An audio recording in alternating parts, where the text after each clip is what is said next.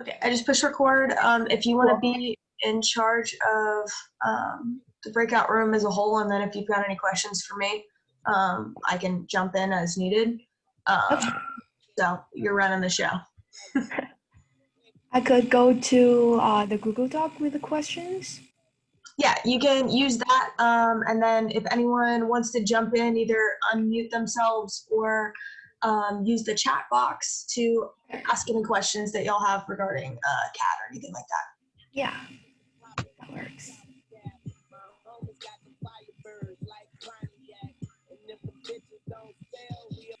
So if anyone has questions, please just unmute yourself. I'm gonna share the file.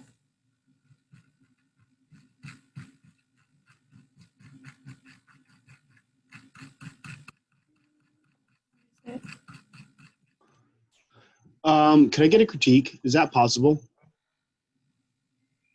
Critique for your My 3 general plans. No, Devin, you should be using office hours for instructors on that kind of stuff. This is just going to be technical help with CAD. Okay, understood. Thank you. All right, so just to be clear, to make the lines curved, we gotta draw a circle. Then we gotta use the trim tool to take away the rest of the excess lines and all that.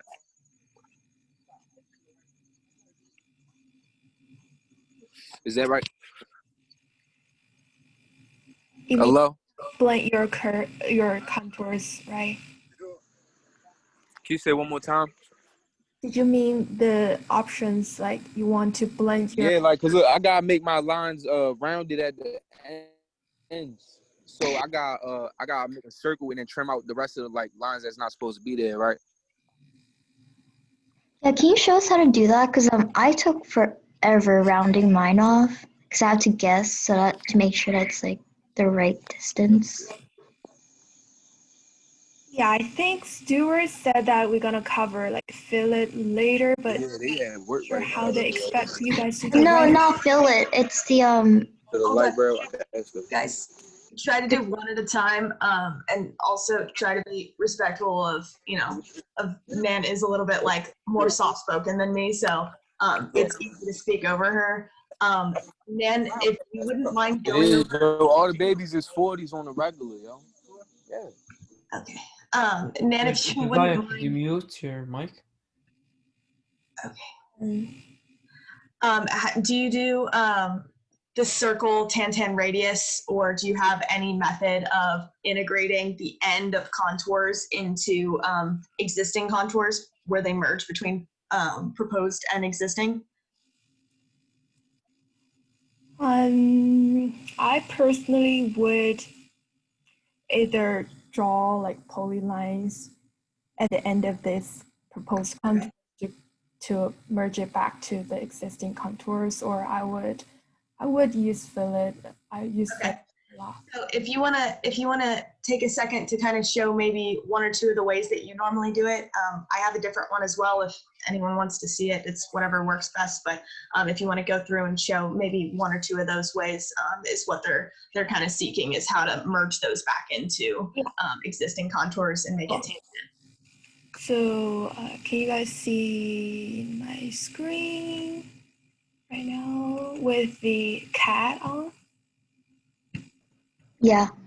Cool. So for example, I'm using a student's submission as an example. So for example, we need to merge this proposed line back to the existing contours, right? So you could either draw polylines, make sure you're on the right layer. This is the proposed one, cut.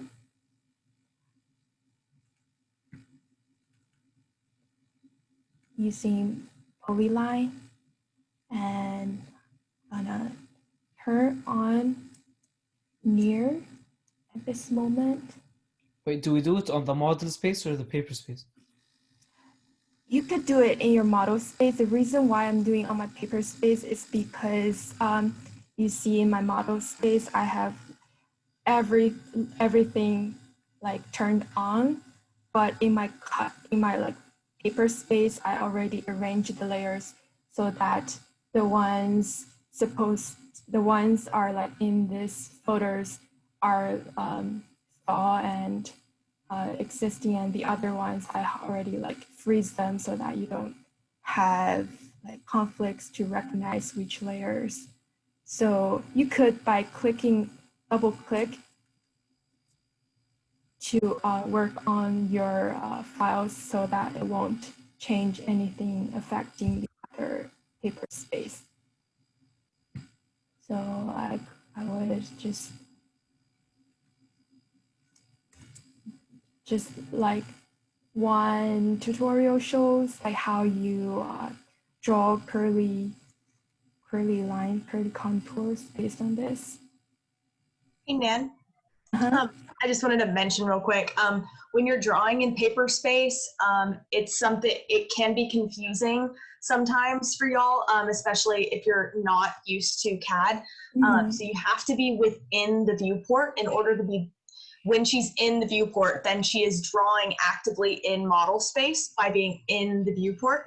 But if you're not careful, you can end up drawing a lot of your line work in paper space, not inside the viewport.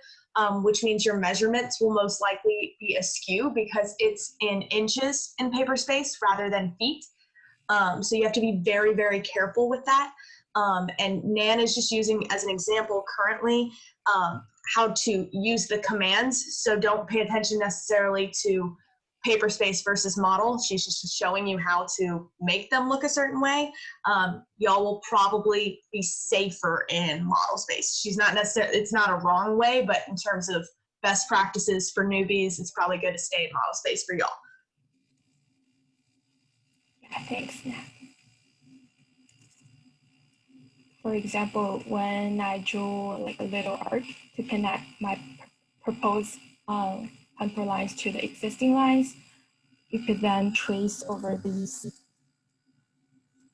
trim.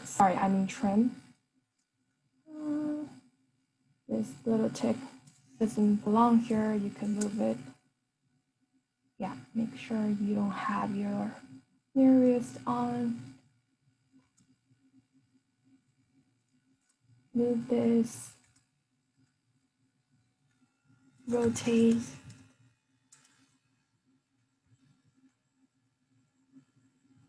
Reference. For example, I snap to these.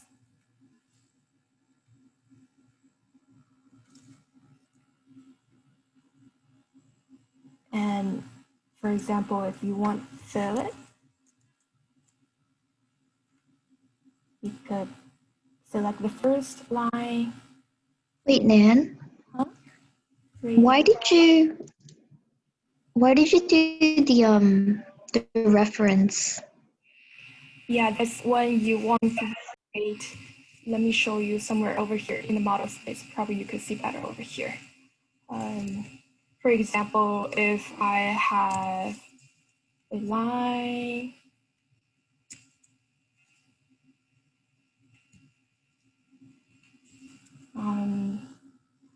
for example, if I have another line over here, if I want to rotate it, the first step is specify a base point. You could turn your snap on and let it snap on the end of your segments. So now it's kind of free rotation by clicking reference or typing R, hit your enter or space bar.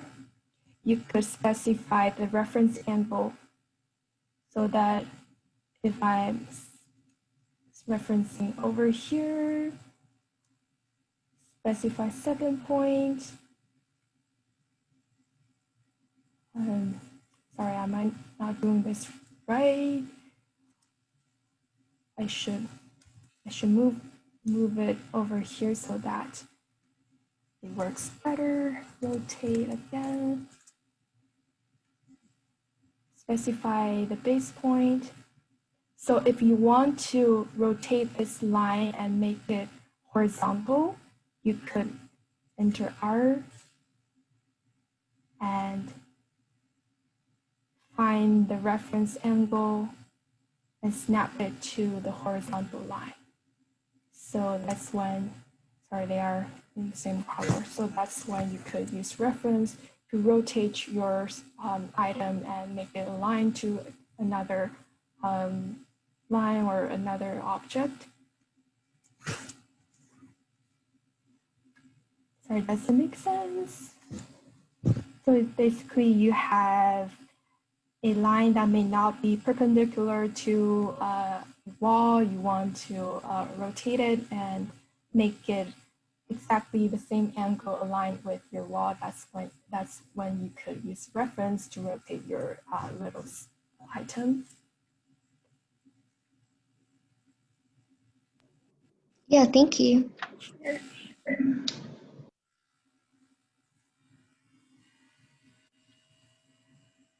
I guess we could, sorry, excuse me, go to the. Wait, Nan, sorry.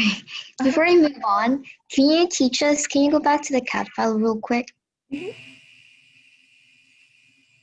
Like, can you teach us how to curve? Because, like, if you zoom in, like the edges, like, oh, hold on. Like, right here, oh, I can't even, can I screen share real quick? Yeah, you could do that, or you could annotate on the screen. Right? Oh, I can do that? Yeah, can you do that? Oh, that's Fine. cool. Okay, cool. Approve. Oh, nice. Wait, can I? Yeah, can you show us how to like curve this? Because this took me forever because I had to make sure that this and this was the right enough horizontal space. Because let's say it's supposed to be 5. Yeah, I see. So Hold on. yeah, I need to. I think you just request and control it, remote control I think you have it now. from the inside outwards. For example, here you need to find 2.5 feet, right? You could Yeah. start from a circle and make sure you have the radius on, so that 2.5 feet. Oh, so exactly. So we just put the exact same horizontal for the radius then. Is that what you're trying to say?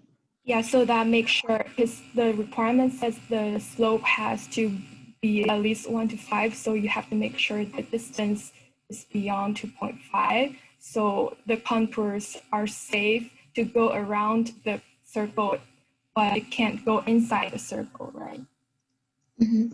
So wait, does that mean, sorry, just to make sure, like for the next one, I'm going to put a radius for the circle of 5?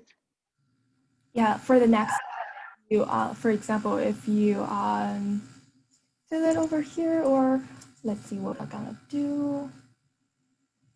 I could fill it over here.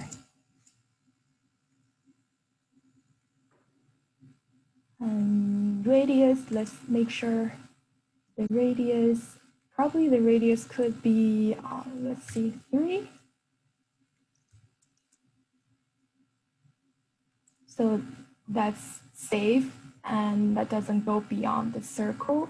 And then what you could do next, I think the setting is wrong, so I need to trim this, or otherwise they're going to go. So next, you're gonna make sure I turn this off for 1 moment. Sorry, what did you turn off? Because my screen's kind of like.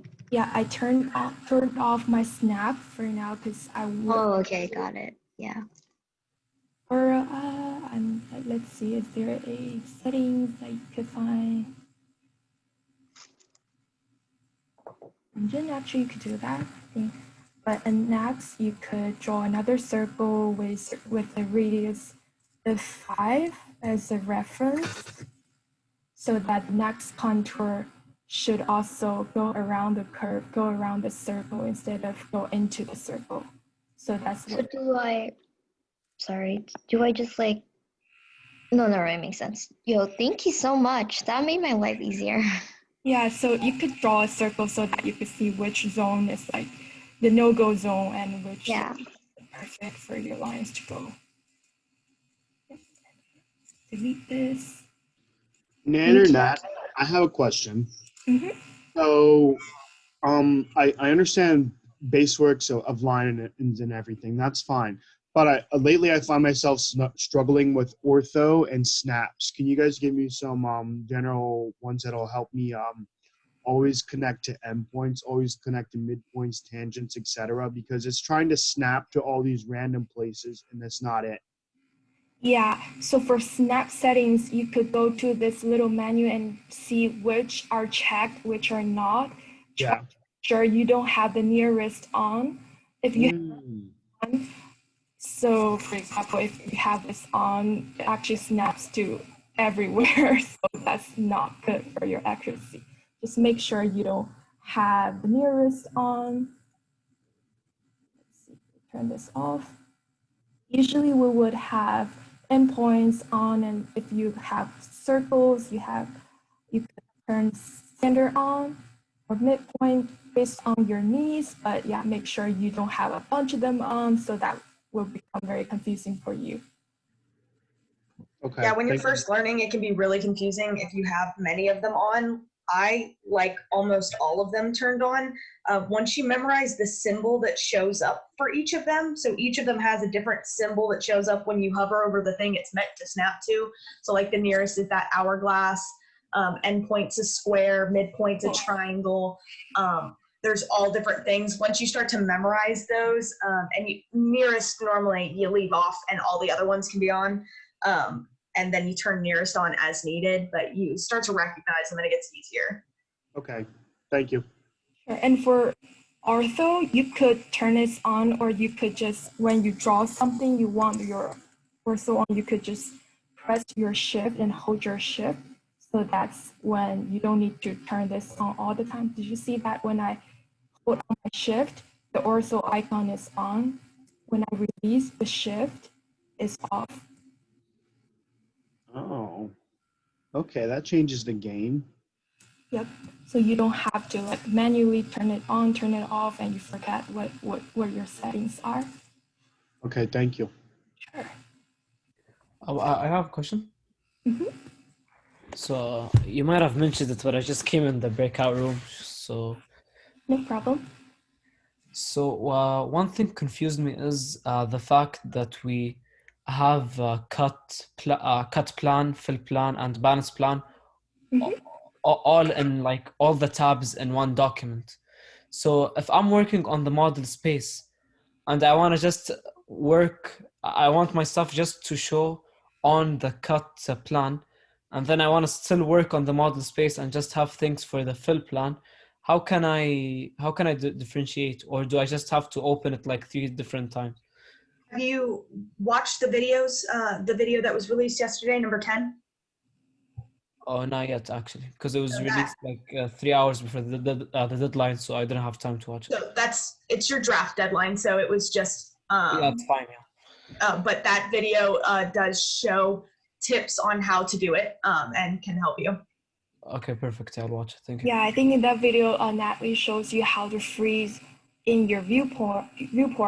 And I would also like to let you guys know that you could always like manage your layers by using here. There's a filter, like different folders. So you could actually put your layers into different folders, and that also helps you to arrange and to make a sense like which layers are in which viewports.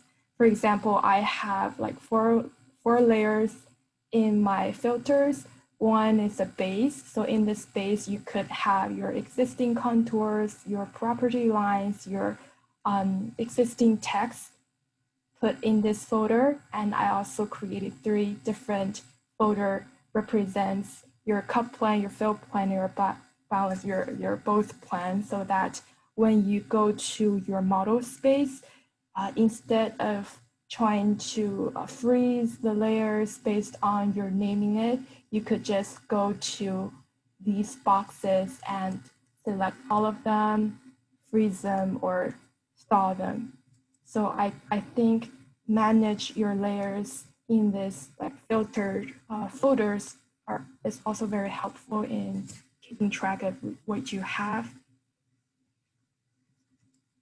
Do you guys find it? So I think it also might be very helpful. Yeah, thank you. So with as far as layer management goes and freezing and thawing layers for cut bounce and fill plans, do you guys will we be penalized for having a different workflow?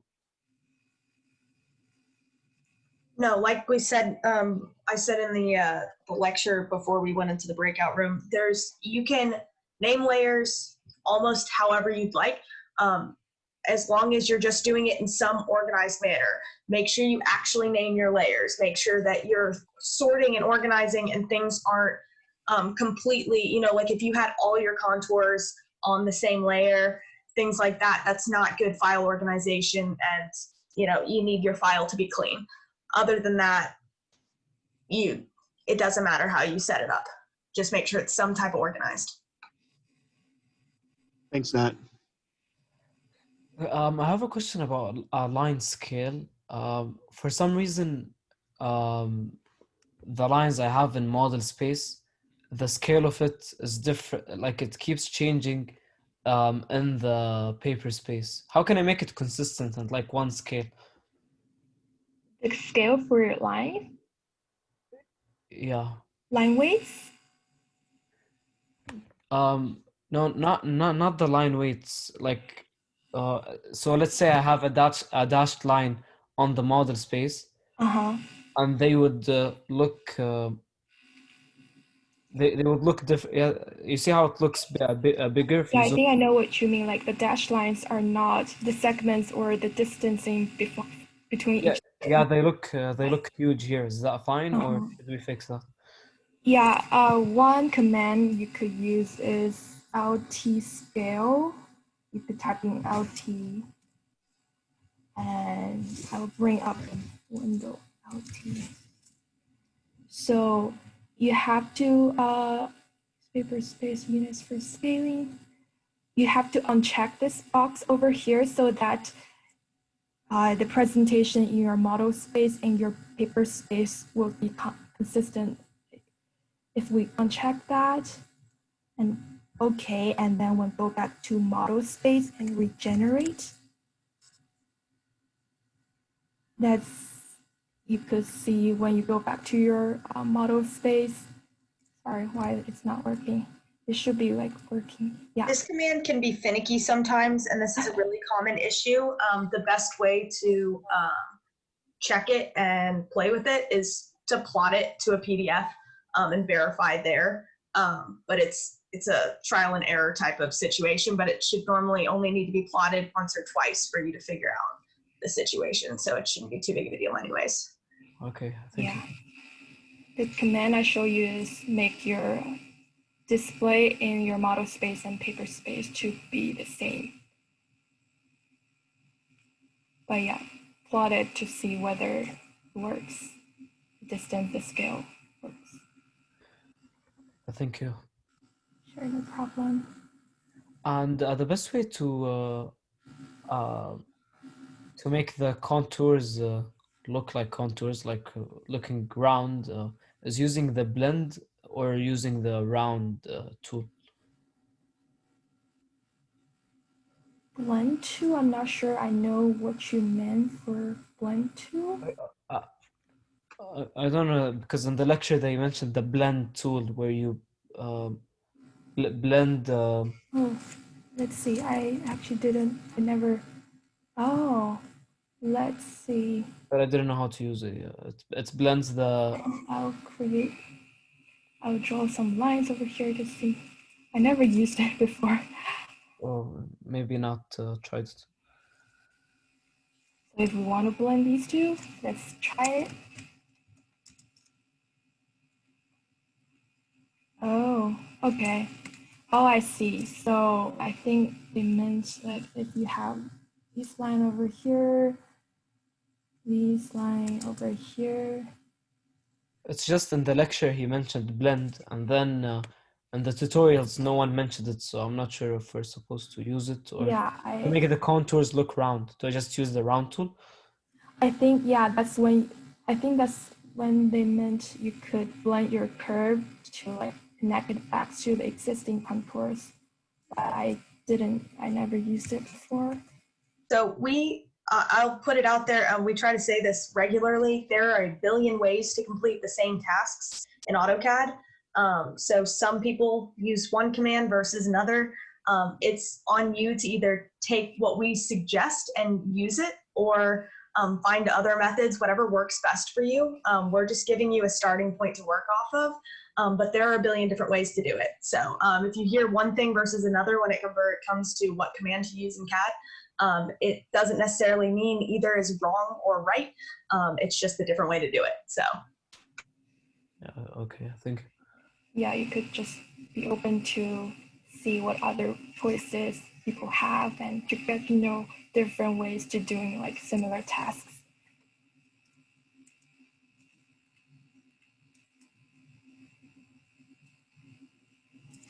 I'll try one.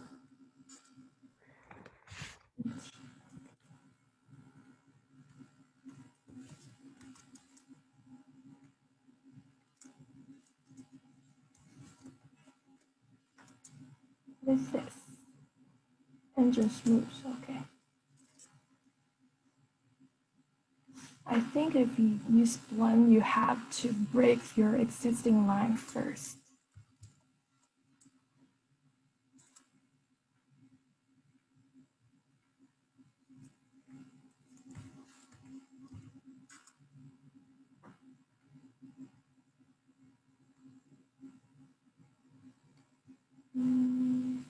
Did it work? No.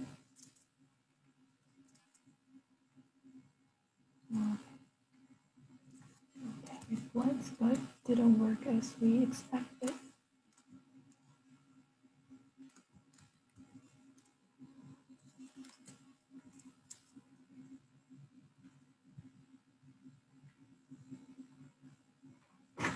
We could go over the questions. Do we need to fix the masking if it goes somewhat over a line? Should I make it fix the masking if it goes over some? The masking for text.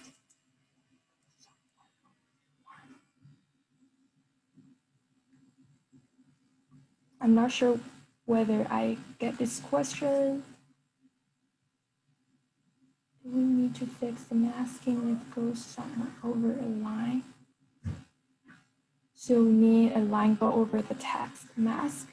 Yeah, we could just change the draw order of your text so that it won't be like go below the line. For example,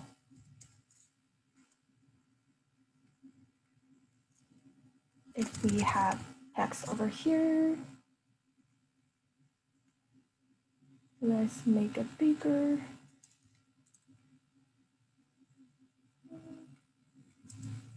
And background mask.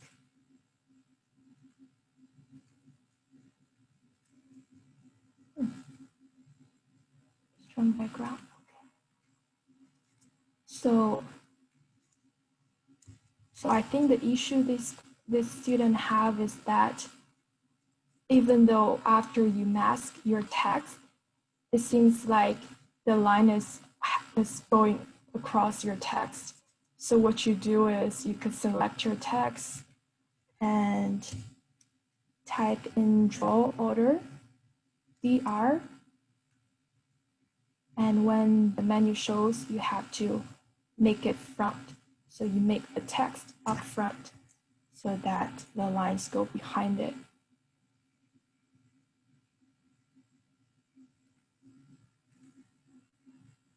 Should I make my tick marks larger? I think I'm not sure the rubrics covers the requirements for tick marks. how is it that the template line types say bilayer for line weight is still plot different as if they had an assigned weight width to them? What is a recommended proposed contour weight and width? I would recommend to check your plot style. If you set the plot styles right for your paper setup, it should be good. I'm not sure what exactly this students run into.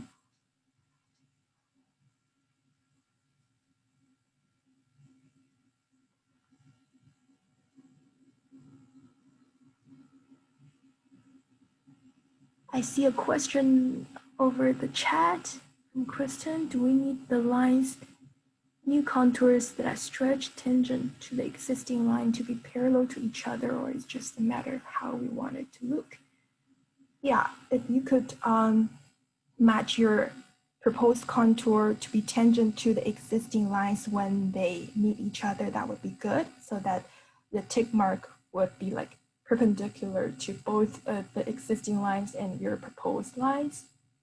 But I think for the assignment, it's not that strict. You just need to make sure they look like smoothly blend to each other. Okay, that makes sense. Thank you. I was also just curious if we needed them to like look parallel to one another to make them connect. I could share my screen if that helps. Yep, you could do that. Okay.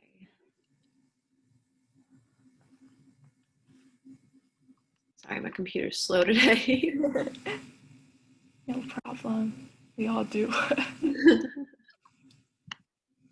Okay, so just like for these two, how they're not like the 27 new one and the 26, how they're not, they don't really look right together. I don't know if that's just an aesthetic problem or. I think they look good to me when they connect to each other. Okay, so it doesn't really matter if the new contours are all like following the same pattern as one another. Yeah, actually, for example, I think Stuart and Wu Hong talked about for the proposed contours, they shouldn't have the same radius for their curves. Like they actually should have this. I mean, to keep the slope constant, to keep your, it shouldn't be look like, it should be like offset instead of having the same arc with the same radius on the corner of your proposed line. I don't know whether it makes sense to you. No, So, that makes sense. yeah, so I think what you're doing here is just perfect to go. Oh, thank you. So you're saying it's fine if there's like variations between them. Yeah. Okay, cool. Thanks.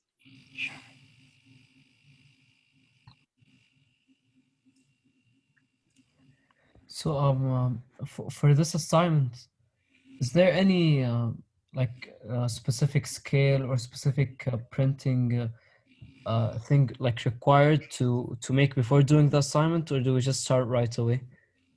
Because the assignment before that we had to like set it to a certain scale. Yeah, I think it should be 1 to 20, right?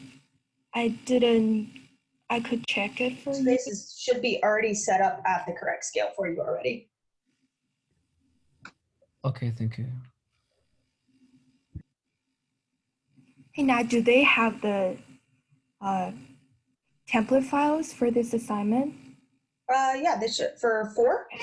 Yeah, for exercise. They just submitted a draft for it. So yeah, they should already have the initial file that has the baseline work and the 3 paper spaces. Okay, cool. Yeah.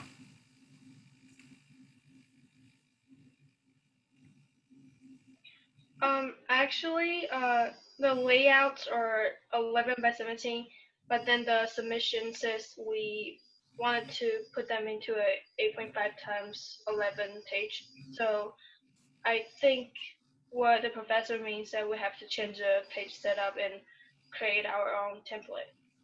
Oh,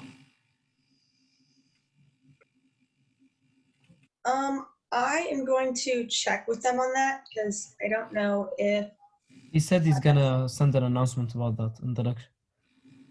Okay, I'm going to continue what I'm saying. I'm going to check with them because I don't know if it's necessary to really change the page size on y'all's part. Like, I don't see the point in y'all needing to do that. So I'm going to talk with them about it just in case, because what's the point in y'all going and changing the page? It's all digital, so it doesn't hurt a whole lot. So. Yeah. Got it. Thank you.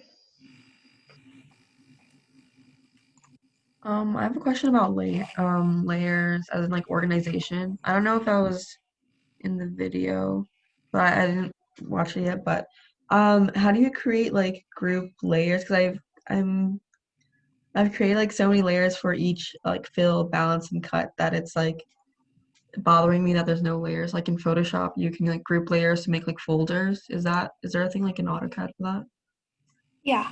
I talked about earlier. I could show you guys. Oh, sorry. I share my screen already. No. Yeah, I just popped into this breakout room. Yeah, I talked about it, but I didn't like show lids. So my screen is on, right? Okay. Mm-hmm. Using this file as an example, as you could see, the students already manage her layers in a pretty like organized way. But to make it even like easier for you to go further for setup for your paper space, you could go to this filters over here and create new files. For example, I'm going to create a base file, a file for your cut plan, a file for your fill plan, and another one is for both for the balance. We call it balance. All right. So when you create these folders over here, you could go back to all of your layers and to see which one belongs to which. For example, I think they name it in this way. This one, S1, they should be in the same folder. And you just select the ones you want by holding your control at the same strategies, and just drag it to cut. So when you go back to this folder, you could see that the one here. All right. You could turn this off. And all the use layers is just like it just has everything. It doesn't like move. So you kind of sorted them in different like categories. Could manage them better later. So also the same strategies. You find your two,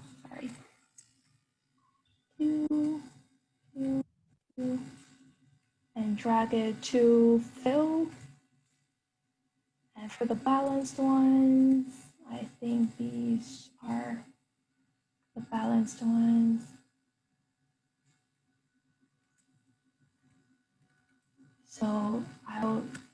So you can manage it by,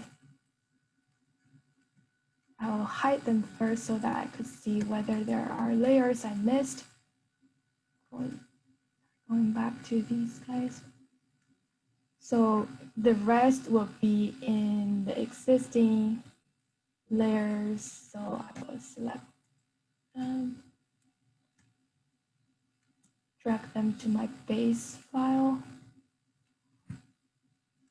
But as you could see, the existing like contours are missing, so I might mistakenly like drag it to the wrong folder. So I need to check which ones.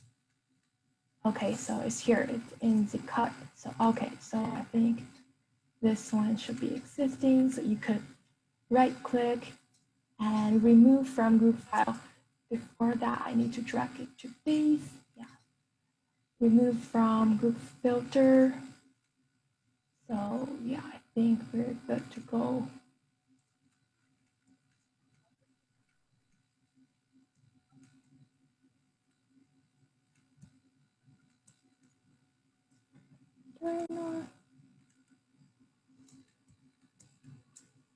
Looks good so far. So So when you go to your paper space, for example, I'm going to the cut plan. What you need to do is go to your base filter, make sure everything is on and you didn't freeze them, and go to your cut, make sure it's on, and go to the other two, select all of them and turn off the viewpoint freeze. So you need to freeze, Yeah. go to your balance, also select all of them and freeze them. What's the difference between the freezing and the turning off like the layer itself? Like, So if you freeze them, you actually freeze them from your memories. So it should like boost your performance of the drawing. And when you regenerate, it won't also like it will remain freeze for high. And for high, is I think it's like a temporary operation. oh, okay. Also, turning off sometimes, like if you turn off layers, it can allow, like if you do Control A when you're in like model space, even if the layer's turned off, you can still accidentally delete it sometimes when you do that. Like it's still potentially selectable sometimes. So I've had incidents with that before. So freezing is normally the best option. Okay. Thank you.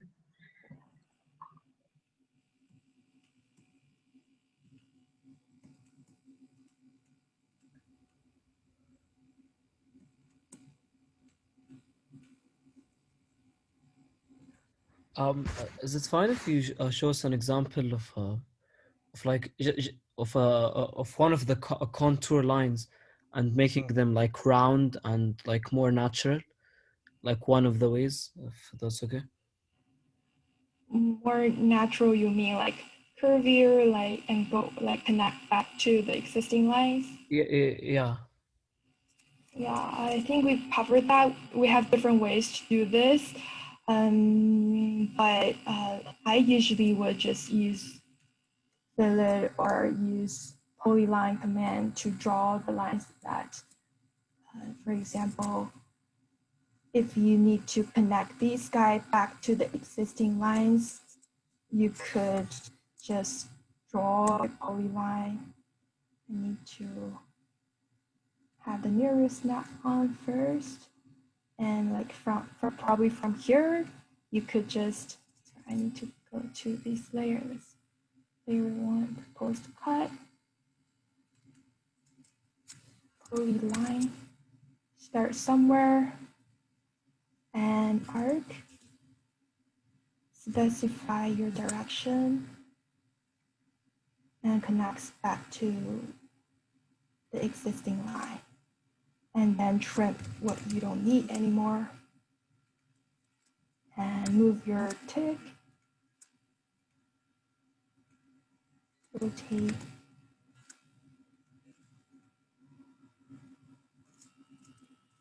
Or you could fill it. For example, if you want fillet this corner here, first you want to make sure it doesn't, you want to make sure the ratio of this eye doesn't go beyond 1 to 5. So the distance should be bigger than 5 feet, right? To make sure, you could start drawing a circle over here, make the radius 5. So yeah, that's exactly how. So the contours should go around the circle instead of going inside the circle, right? So it's exactly 5 feet right now. So I think I'm gonna trim it.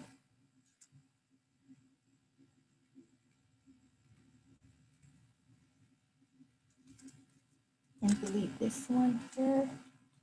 That's how I would do this. Does it make sense? Reline. For example, if I am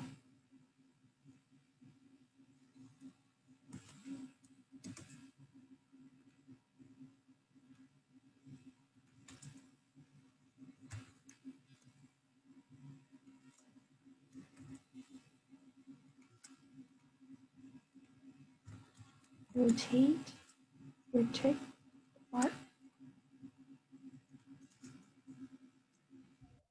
same Hello? as, yeah.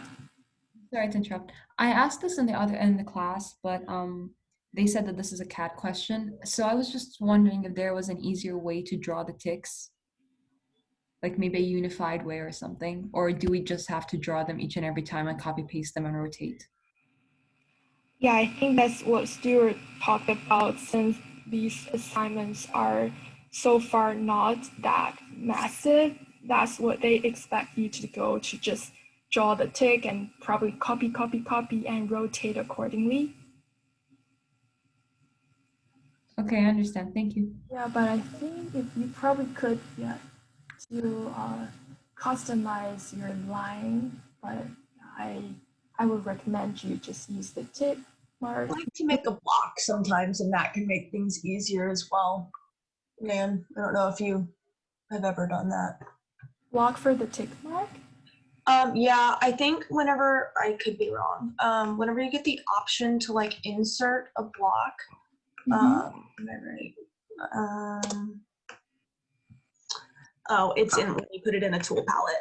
But when you put it in a tool palette, you can pull it out and it asks you if you want to rotate it each time, so it gets really fast. But sometimes I like to make the block because then it's one piece instead of individual lines that you can stretch and manipulate and stuff like that. Yeah, but I feel like since tick mark is just like one segment of like a line, so it shouldn't be that much. Yeah, I just normally like apply a width to it and make it a block so that it's not like manipulatable and it's easy to just copy and paste. But yeah, it's still gonna be tedious no matter what, I guess. Yeah, even though they're block, you have to like rotate them manually, right? Even though they're blocks, you still have to rotate according to the direction of your own contours. I have a question about the line type being different. Like when I have my legend on my title block, like the property or like I guess the center line doesn't look like a center line in the when I go to apply, it just looks like a solid line. I think it's the correct width, but like the just like the dotted center line isn't kind of showing up. Do you want to screen share to let us see what problems you have? It's probably the line type scale just because you're drawing in paper space versus model space, and you might have to manipulate that one line in paper space's line type scale in your properties. Yep. I had that problem too. Yeah, I had that problem too. I know what the problem is. It's not long enough.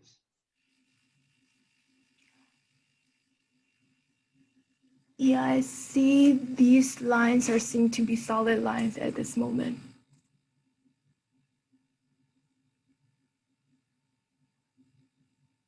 So did you copy and paste them in your paper space, or you have a viewport over here?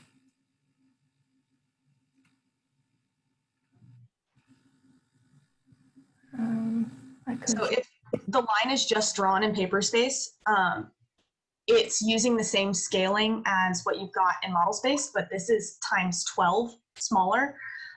So it scales it down. So if you open your properties box in here and you go to your line type scale and type in something like up at the top there, type in like 0.2. Try that.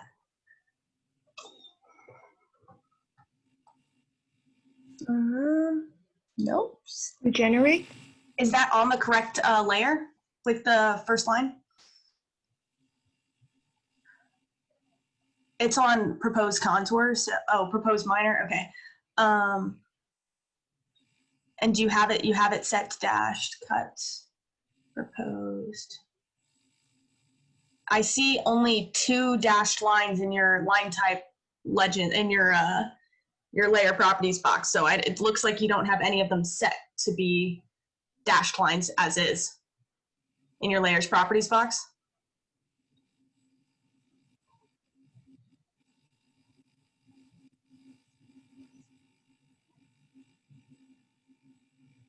No, not in your properties box, in your layers properties box. None of your layers are set to be dashed except for your existing contours.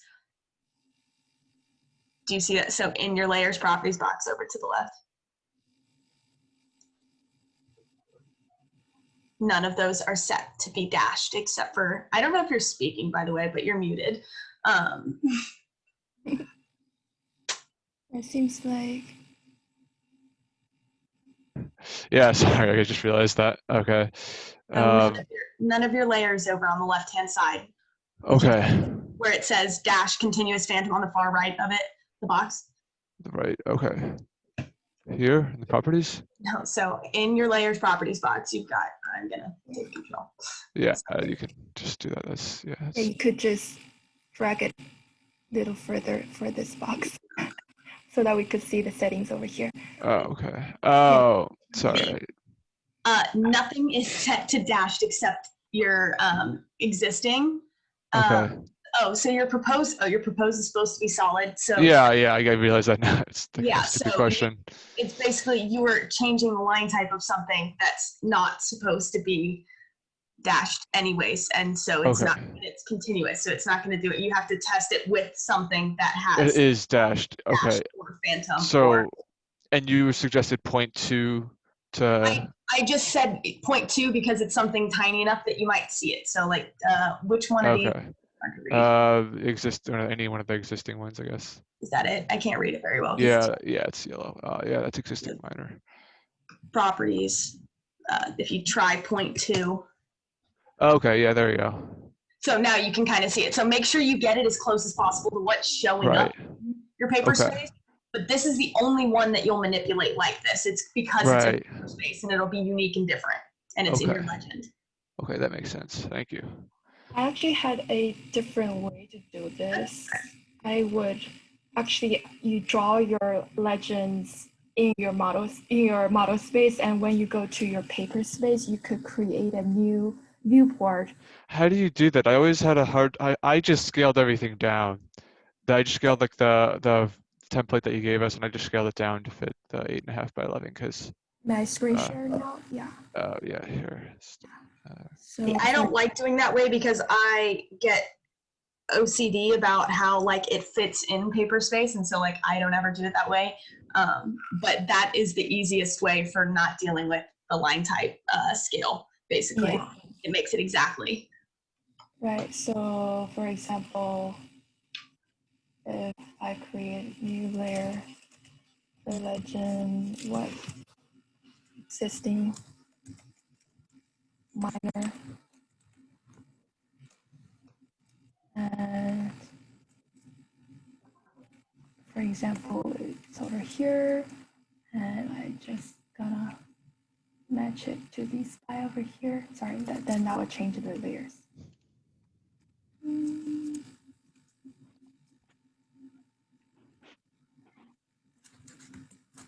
Let's go this way. So copy these guys. These are my legends. And when you go to your paper space, you could create, these are over here. You could create a viewport, another viewport. Drag it up here. Maybe sign it over here. And when you, in this little viewport, you could zoom in to what you have over here. So yeah, that's the way, another way you could do it.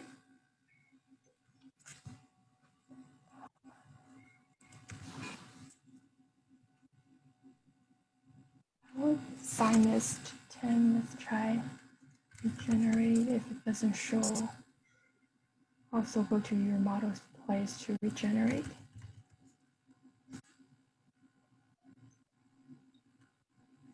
So the lines over here should be like exactly same settings for your contours.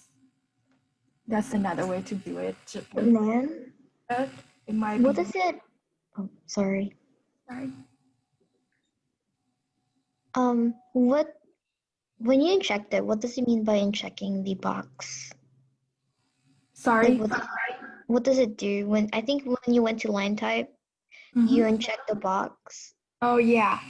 So when I go to line type scale this menu over here, if you uncheck this, then the representation in your model space and paper space will become like constant. So for example, if you uncheck this, your model space, the segments, like the distancing between each segments and the length of your dashed lines will be exactly same when you go to your paper space. So Isn't that gonna be automatic though? Because we did it already in our layers. you have that box, then sometimes it will be a problem like you say when you plot it out the lines becomes different, so that's when I will like have that box unchecked and make sure in your working and when you go to your paper space the display of these drawings are consistent. Okay.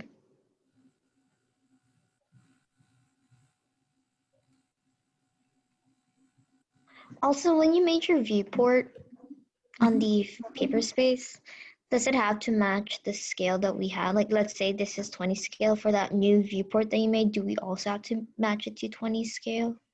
Or can we just make it whatever? The reason why you want to make this constant is because if you zoom in or zoom out, they have different scales, then the representation for your lines would be different. So it has to match the 20 scale as well.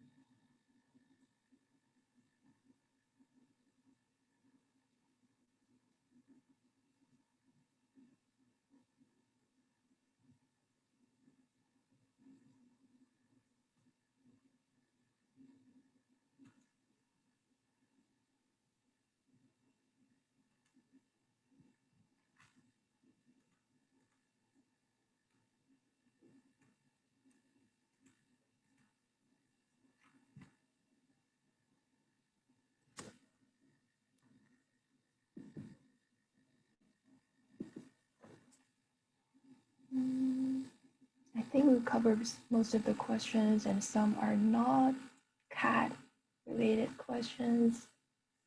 Like this one, probably could bring up to store a new home.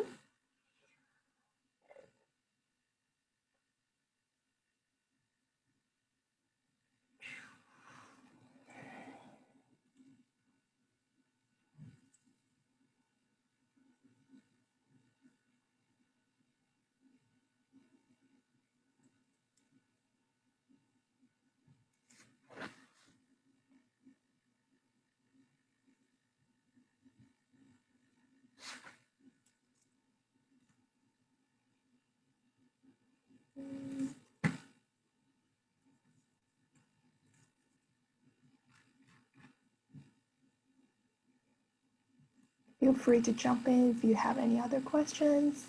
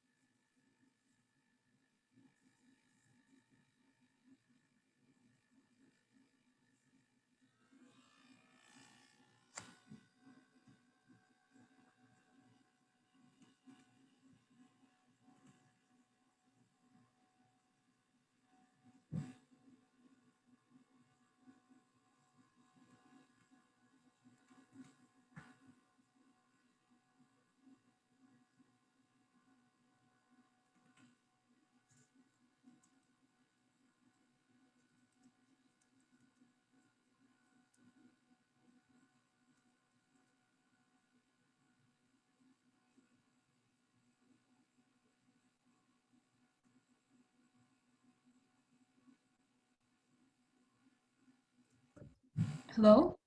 Yep. Would you please go into the balance plan, please? I have a question about that. Yeah, wait, what? This is not the balance plan. So this is just an example I showed you is no matter whether it draws it right or wrong. So Yeah, I know. No, but there's okay. Because I just want to make sure that the contours were right. yeah, I couldn't tell you whether the contours are right or not, but this one is just a student's example that I downloaded and want to like illustrate some CAD. If you, Judy, if you want confirmation on things like that, or if you need assistance related to like how you did something, you need to sign up for like office hours with the instructors. That kind of falls in their realm. Okay, I got it.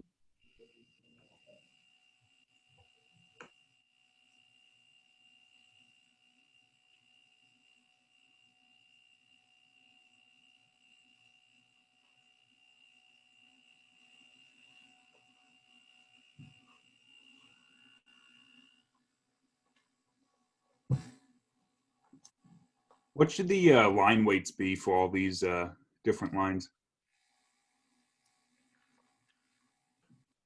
You would still be referring to your line type guide and your line weight guides that you were previously given for the other assignments. All right. You're still using the same CTV file to plot and things like that. You'll be using those for the rest of the semester unless you've chosen to make your own. So you'll be referencing that basically. Could you please go over how to make arrows for the uniform slopes? Arrows for the uniform slope? Yeah, because I think in the big lecture they mentioned that we needed arrows to show like the direction of the uniform slopes or something like that, and I don't know how to do that in CAD. Yeah, so you could either manually draw one and make it a block. Is that what would you do, Nat? Yeah, so normally for grading a lot of the time, yeah, we'll make one from scratch. So you'll either just use a collection of polylines, which is just simply drawing an arrow, nothing too special. Nan is making hers like super perfect is what's happening right now by making a box and making sure that they're at some perfect angle because she's extra. So you can do that. You can also use like polylines allow you to adjust their width. So sometimes I play around with the width of a polyline to make the arrowhead, but other than that, they're just manually drawn lines. So nothing too special. And then you put a label over the top. And if you want to keep those lines together, make sure to group or block. So. Okay, thank you. Is there a fast command to draw a square? I actually couldn't recall. So I normally, if you do just rectangle and then typing the dimensions. Oh, I see what you're doing. Yeah. You're going the extra mile here. Yay. Nice. Yeah. So she made a perfect little arrow. And so another method that like I use for the arrowhead is I'll do a polyline and start it, and then I choose width, and I make the width at the beginning 0, and then I choose the secondary one to be fatter. Let's try it. You click down and then start a polyline again, tip, then do width 0 for the first part, and then choose like 10 for the next part. And then you can make a little arrowhead. Nice. But once you do this, every line after that is now fat. So make sure that when you go to do your polyline, again, you type in width and 0 for both entities so that you're back to your regular standard. So yeah, it's just as simple as a couple, it's nothing complex or anything. Just get the point across. Normally put it on like a text layer with the rest of your text. Okay, thank you. That's really helpful. I totally forgot my question. I definitely had one. Okay. I'm gonna give it a minute. That is really nifty.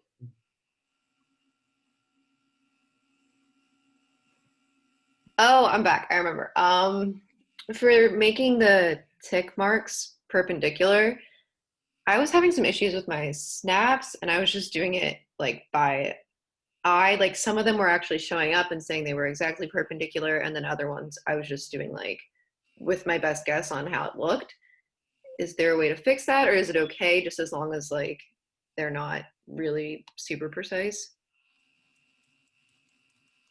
I think for the assignment is just like you could eyeballing it. It doesn't need to be like very precise.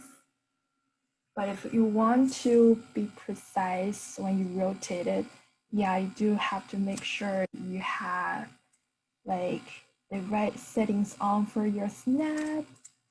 And let's try one over here probably. For example, if I first want to move it, I want to snap to the midpoint, right? But now my snap is off. I need to turn this off. Probably turn the other guys off and have the midpoint on. And let's do it again, move. And you see this little triangle shows up as the midpoint. Mm-hmm. Snap it back to this guy over here. And if you want to rotate, select your object and also snap to this midpoint. You could reference now, hit R, select this reference point, your angle, and probably like find a tangent direction over here. And then you could rotate again by hitting like 90 degrees.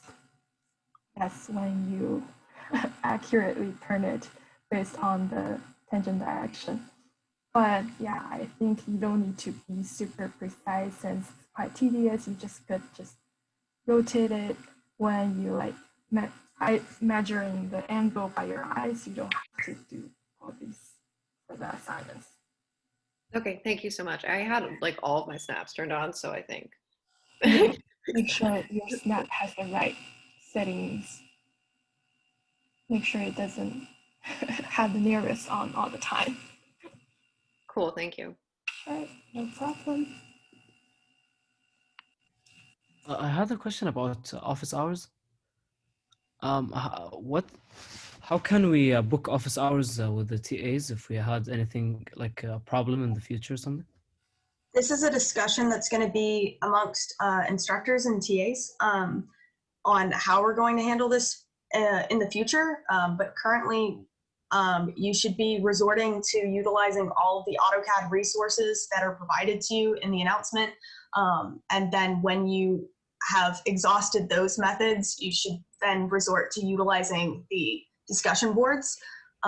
For no reason should you be directly communicating with any one TA unless specifically addressed, like unless we reach out to you for an individual issue that is past the point of being able to handle it in a discussion board. And or we've discussed something with you specifically. But the amount of time dedicated inside the class is an extreme amount compared to other courses. You've got a lot of resources right now compared to any other grading course that's been offered in the past. So we're doing a lot of measures to accommodate to this being online. And the number of resources that you have is exponential. So utilize those, and we will discuss potential office hours. But other than that, it's currently utilize the discussion board, but make sure that you actually go to the announcements, and there is an AutoPad resources. You've got a lot of things that you can be doing in order to answer a lot of the questions that y'all are asking. Right. So I want to reiterate what Natalie said. We're having a conversation about it this afternoon, but we're actually the hours that the TAs are putting in is beyond their contract already. So we're trying to figure out what other resources we can get for those of you who do not have sufficient AutoCAD training. Again, we provided a bunch of those online. We also have the Beehive, but we are talking about it this afternoon as a group, just to let you know. We haven't forgotten you. We just don't have a workable answer yet.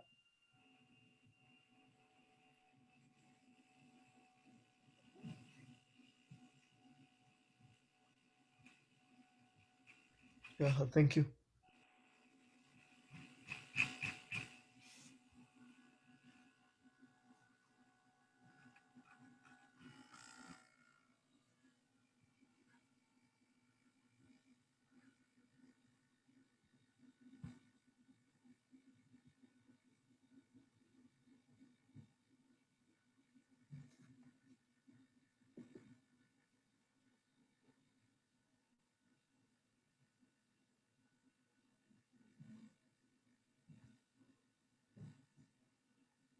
When we place the tick marks at the end of the proposed contours, is there a specific angle those are supposed to be at? Yeah, you just try to make it perpendicular to your proposed contours. For example, over here, this one over here. Sorry, it might be like a little bit messed because we have different plans in that drawing. Yeah, you want to make sure your tick mark is somewhat like perpendicular to the contours. All right, thank you. Sure.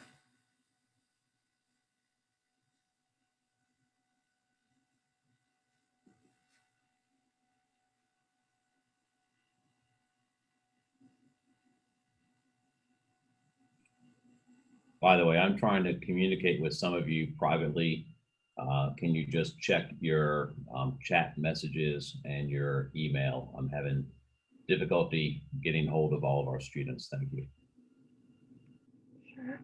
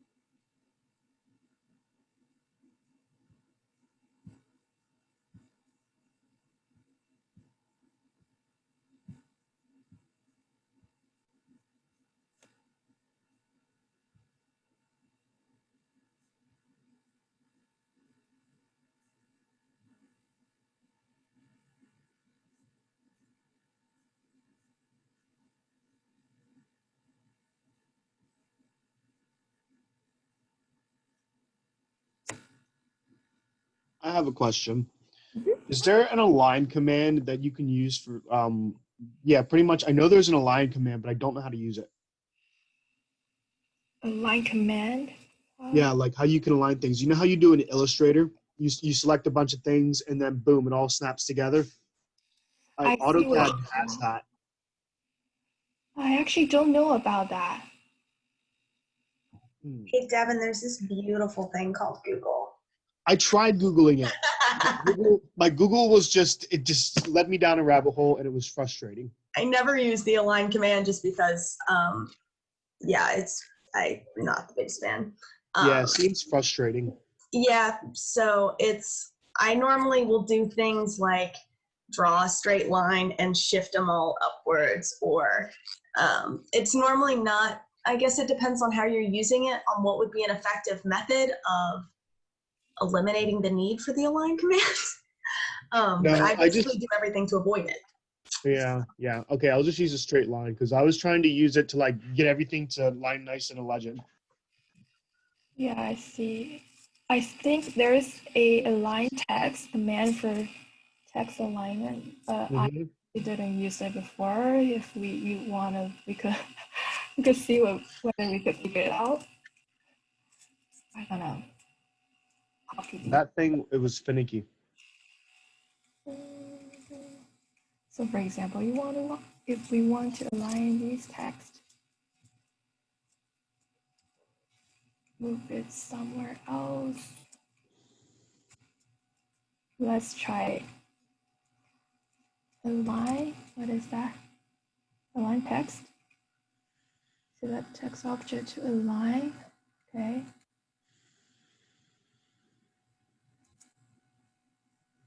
Select text object align to point. Yeah, right? There. That is right.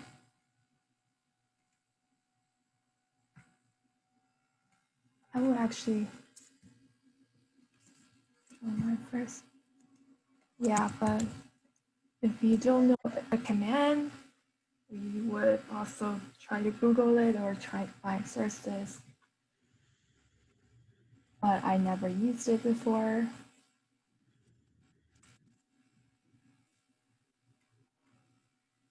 I don't think, oh, Oh man. this, Ooh. yeah. Okay, so What? I think we So figured I just remembered I for used example, we have align text a over lot. here, not aligned perfect to this line. So you select all of them and align text, and then select text objects, hit your space bar or enter, and hit P, find the point over here, and then you could just move around so that it aligns. So you could hold your shift on so that it goes snap to ortho, and then click the point over here. So that's how you align these texts. Wow. Thank you very much. Yeah, we're learning as well. I would say there are a lot of commands I never tried before. So the first thing, if you have a question that you don't know about, you could probably go to Google or YouTube to find tutorials and videos and resources that definitely, I'm pretty sure there should be like answers already there. You could just go and find by yourself. That's what we do as well. That was very cool. I just did it on my own AutoCAD, and it's love learning new commands like that. Are you guys talking? I actually couldn't hear you. I was talking. I just now talked, but I will mute myself now.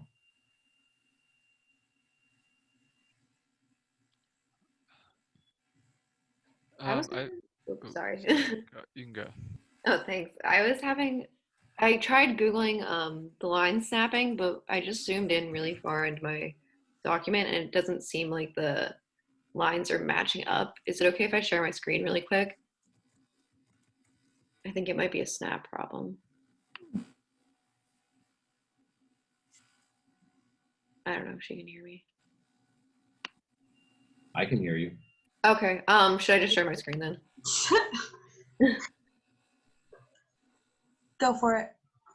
Okay, so here it was, if you, I don't know, maybe I'm just zooming in way too close or it's a snap problem, but they're not actually, well, now it looks better because I fixed it, but I can't get them to actually like snap together.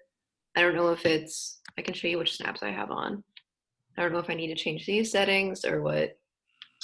Let's see.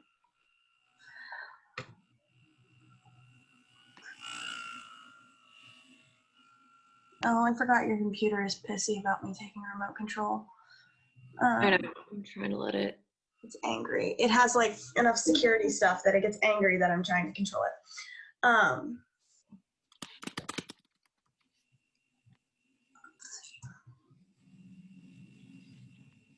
Okay.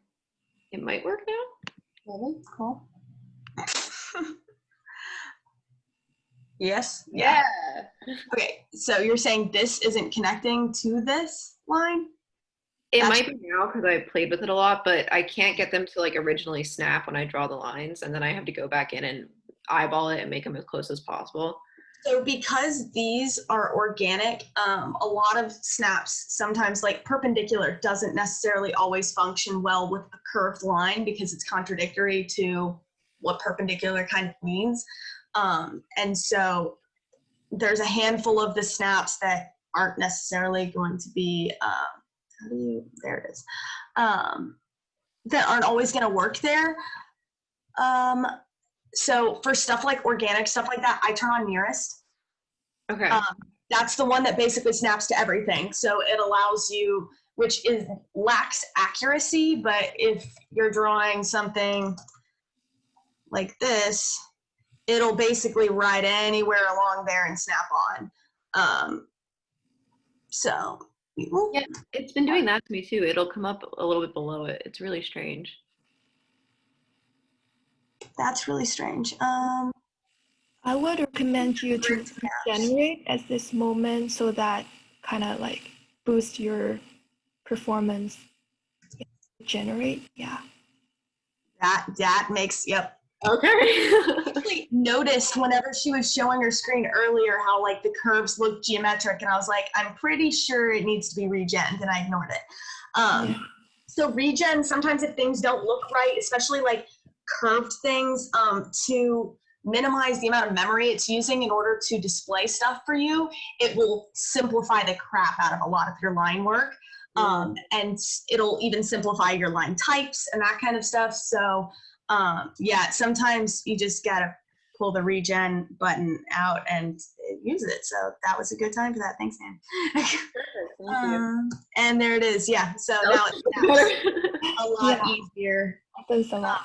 But nearest should make it a lot easier to snap directly onto there. Yeah. Cool. Cool. Okay. Should I go back and make sure that they're all exact, or is it just if they look good enough? Well, now those. I think. Well, like that isn't exact, and if you put a tick mark, it's not really going to hide it. If it was so close that it like a tick mark kind of hides it, I really wouldn't be too concerned. But these are decent little gaps that I'd probably just go ahead and close them in. Cool. Yeah, I'll fix those. I just have been zooming in forever and making myself crazy. So yeah, read them. Problem there.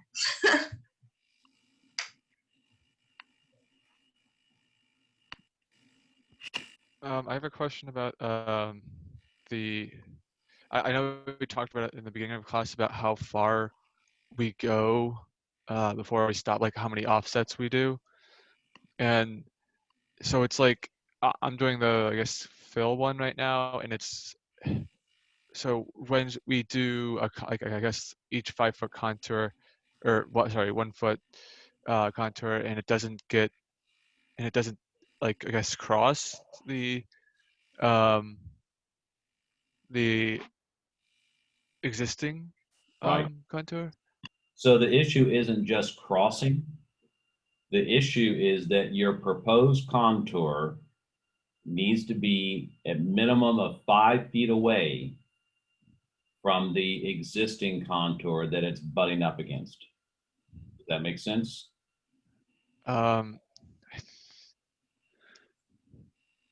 So Okay.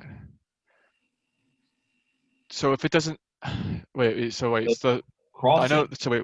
Sorry. Go. so crossing the contour is definitely a problem. Contours do not cross ever. But the place that it can easily trip you up is that it doesn't cross, but it gets really close, like less than 5 feet. Then we're talking about a slope that is greater than 20% right there at the end.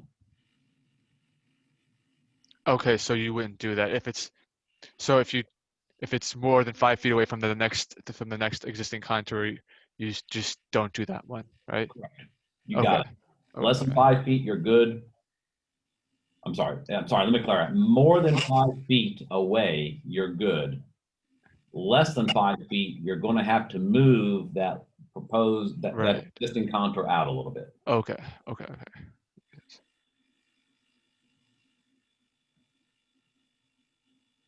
Sorry to interrupt, Nat. We did the same thing in the other one. So Like, same student, same question. Always good to answer it 3 times.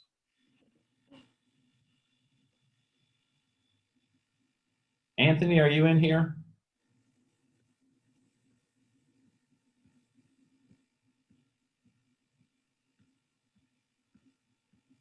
I'm here. Do you hear me? Yeah, check your chats. The chats? Yep. What chats? I sent you a chat in the chat room. Okay, let me check it real fast. Right here, you'll see it.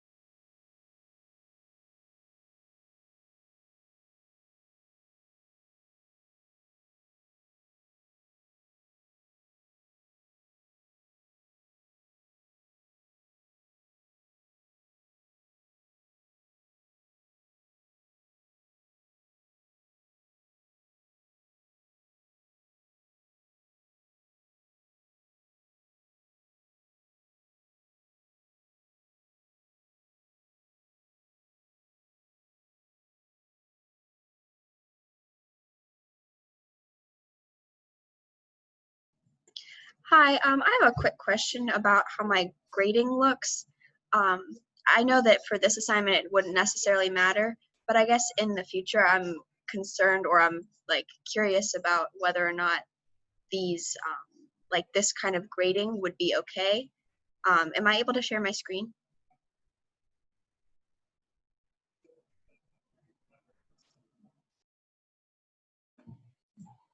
I cannot tell. Oh, man is here. Okay, I was about to jump in.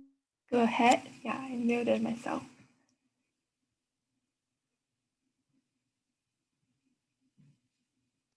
So I guess actually this would be more of a question for The grading for Stuart.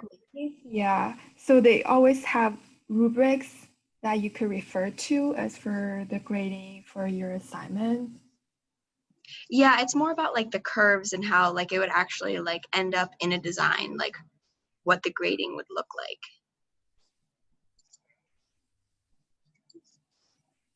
So can you see my screen right now, like CAD? Okay, so like for example, these like the radius I used for the circle is completely different here than it is here. And like this is kind of like a sharp turn. Is that like a good thing, or is that the kind of thing that it's okay with your artistic license kind of situation, or is that something that should be fixed?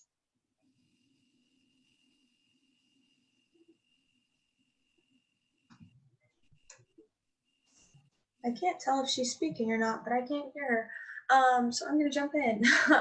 um, the it's a little bit artistic in a sense, but you also have to think of it about a lot of the time the things that you do. Remember that they're being constructed; they're not necessarily it's not going to affect the looks as much as the function and the construction. It's like the priority whenever it comes to contours. And so abrupt changes can tend to be cause for erosion and things like that. So like you haven't curved the connection yet to this, let's see if I get an attitude. Wait, Natalie, can you hear me? Yes, I can hear you. Oh, okay, so you weren't saying that you couldn't hear what I was saying. No, I couldn't hear Nan, so I jumped in because I don't know if maybe her mic is having issues or something. So Awesome. this one is a very abrupt connection here. Like it's a direct like hit. It's almost perpendicular. And so like that needs to be smooth because joints like this can't occur, and it can also create erosion opportunities if it's not correct. And so here it's not in this area it's not really bad. But you always want to try and create something that's smooth and gentle, and so like you could potentially go and smooth this out a little bit more so that it's basically like a lot of the time I like to take this chunk, and after I've connected it or used the join command, I'll offset that line and then make a small adjustment to the curve to make it connect to the next contour, so that it's only a gradual change from the first contour down to the next one in terms of how big of an arc it starts to do. Like also this connection down here is in now as well. Oh yeah. Yeah, I haven't done those ones yet. Yeah. So this one is more abrupt compared to this one being more smooth, these two, right? So this one versus this one is like a lot more smooth. So like one way that I like to fix those things is I would take this, join it together and offset it down the distance that you did here. And then I would just adjust the small amount of the arc. That would be, so it would create something like that, and you would just smooth out the arc to make it adjust specifically to that one contour. Things like that will help avoid erosion and other issues that can come from not having like a gradual change. But it's best to have something kind of smooth and gradual. It's not necessarily wrong though. That's not necessarily something that you'd lose points for right now, because it's not part of the basic principles that you're learning. So right. All right. Well, thank you. Yeah, I was just curious about like how those different things would impact the actual like construction of it. So thank you. Should we use the arc tool to do like to connect those the lines to the existing contours? So this As is long as something they're 5 that feet apart, obviously. so Nan went over this in numerous ways. So there you can use a ton of different tools. There's arc, circle, Okay. drawing a Perfect. polyline. There's a ton of different ways that you can connect back. But yeah, But they have to be the 5 feet. They have to be still like the 5 feet apart for the contours. they still have to meet the minimum, yes, or the maximum required slope always. Okay. Right. Right.